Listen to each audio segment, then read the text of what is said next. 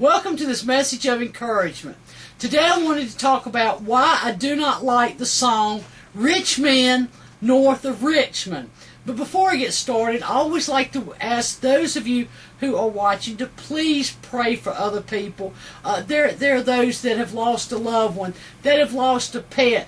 Some are facing surgery. Some are trying to recover from surgeries or other sickness.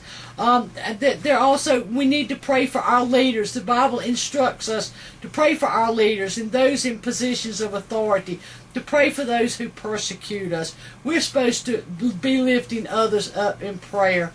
So I want to remind you to please pray for other people.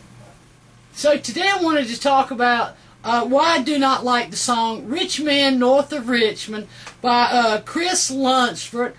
He's from Virginia. He is professionally known as Oliver Anthony. People have just gone head over heels for his song. It was even played during the presidential debate. And even though he talked about, the rich men, the politicians in the presidential debate, the way I understood it, they're trying to show that, hey, they're on the poor people's, bandwagon. They're on their side, when we know in reality that they're not. And they were, acting like, that they were on Chris's side, which like I said, he's known professionally as Oliver Anthony. So I want to give you some reasons why, I do not like the song. The first one is because he's got just a lot of foul language in the lyrics. So, you can't really go around and sing, to his song. Or I don't like the foul language. It's just, obvious with the foul language. It just reminds me of people, like Chris, who didn't finish high school, who doesn't have a lot of education, and they make up for it by just using a lot of foul language. And so he starts his song out, he said, I've been selling my soul, working all day, overtime hours, for just a little bit of pay. I'm emphasizing here because I don't want to use the language. So I can sit out here and waste my life away, drag back home and drown my troubles away. So the phrase, selling my soul means to do or be willing to do anything, no matter how wrong it is, to achieve one's goal. And Chris is not actually, selling his soul. So it just sounds like, Chris's objective is to do nothing but kind of, complain about his situation. I've been selling my soul, working all day, overtime hours for just a little bit of pay, so I can sit out here and waste my life away, drag back home and drown my troubles away.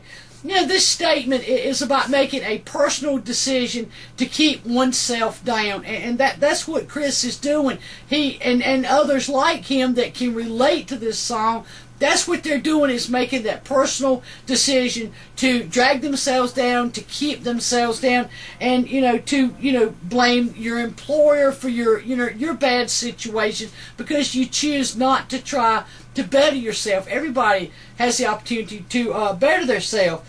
And like I said, Chris is just making every effort to not blame himself. He's, like I said, he's blaming his employer. Then he goes on and he talks about the world situation, talking about the world's shortcomings and referencing, for people like me and people like you. He's just saying we're just poor, pitiful people, and it's everybody else's fault. And that's the way that I see the song, and that's the way I believe that Chris is singing the song. It's just, he's just poor, pitiful, and those who can relate to this song, we're just poor, pitiful me, and let's put the blame on, everybody else. It's everybody else's fault but mine. And the second reason I do not like the song Richmond, North of Richmond, because, Chris accuses women, short, obese women, of abusing the welfare system. That's completely unfair. He goes on to say, well, God, if you're 5'3" and you're 300 pounds, taxes all not pay for your bags of fudge Reynolds. Now, the fact is, as far as the welfare system being abused, we all know that it is young ladies who are engaging in sex outside of marriage and bringing children into the world, and they're the ones that are actually abusing and taking advantage of the welfare system. And like I said, Chris is just blaming it all on women. Well, the young men have a part in it too, bringing children into the world. Surprise, surprise, Chris.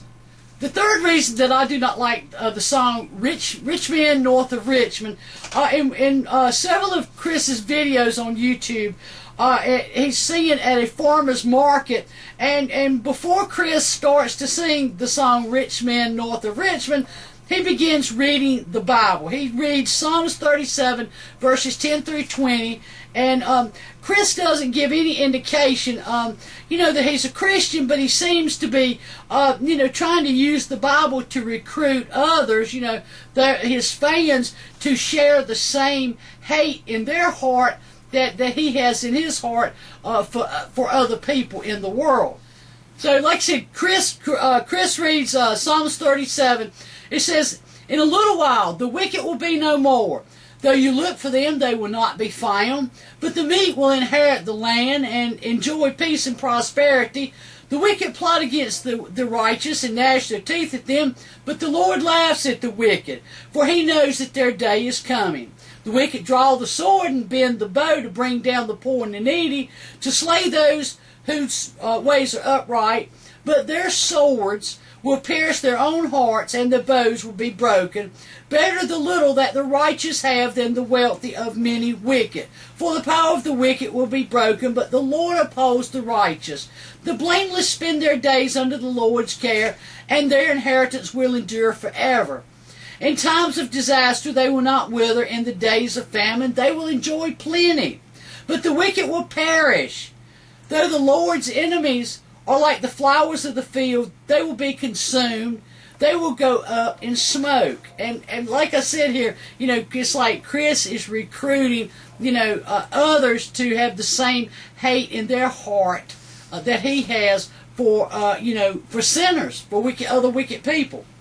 2 Peter says, the Lord is not wanting anyone to perish, but he's wanting everyone to come into repentance. So, it's wrong of people, to fall back on that Old Testament and say, pray, or say, "Lord, smite my enemies, bring my enemies down, bring disaster upon my enemies, kill such and such, destroy them." That is not the way the Lord has asked us to pray. He has asked us to pray for our enemies, to pray for those who persecute us. Jesus tells us, love your enemies. This is in Matthew chapter 5. Jesus says, love your enemies and pray for those who persecute you. So, Jesus gave us a new commandment. So falling back on these Old Testament, being against other people is not what God wants at all. Chris believes that the Richmond, north of Richmond, he also believes that they're wanting to know everything and take complete control. And sadly, Chris is just blind to the reality of, that Satan is the one who's wanting to be all-knowing, all-seeing, and all-powerful. It's not, fellow man, because, other people could care less about what you do. It's those that are being led under the influence of Satan and under his power. For Ephesians 6 says, "For we do not wrestle against flesh and blood, but against principalities, against powers, against rulers of the darkness of this world, and against spiritual wickedness in high places." And 2 Thessalonians chapter 2 says, "The coming of the lawless one will be in accordance with how Satan works. He will use all sorts of powers and signs and wonders that will serve, his lie. He will oppose and exalt himself over everything that is called God or is worship, so that he sets himself up in God's temple and proclaims himself to be God."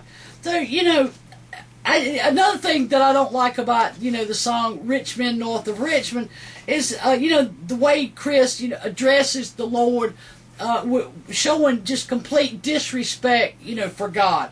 He says, "Well, God, if you're 5'3" and you're 300 pounds, taxes ought not pay for your fudge rounds.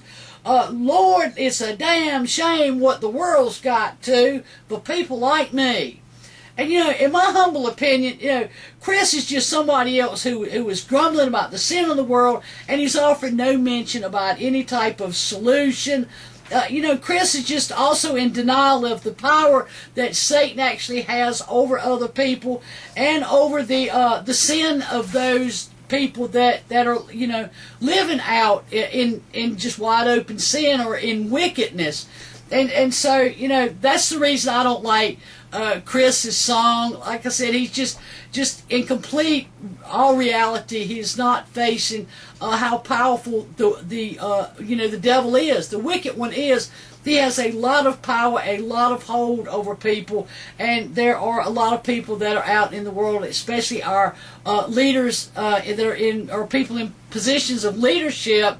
They're entrapped right now in that, in those chains, they're in bondage and slavery to, the devil's tactics. And the devil is wanting us, God's people in those same chains and bondage, and want us to lose all our freedom and to control us and put us back into slavery.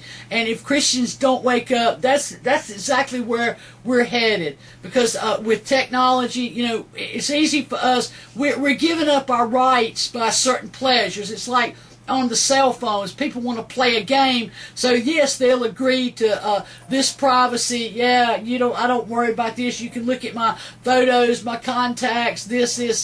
Yeah. You'll agree to all that so you can play that game. So you're giving up your rights for pleasures, and that's how the devil is going to continue to use tactics to enslave God's people.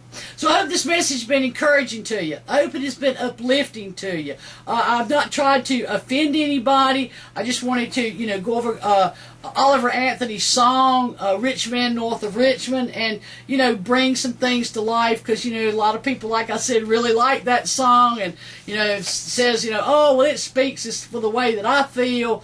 But like I said, we know that there is a stronger power out there in the world that is in control versus, some rich man. God bless. Stay safe.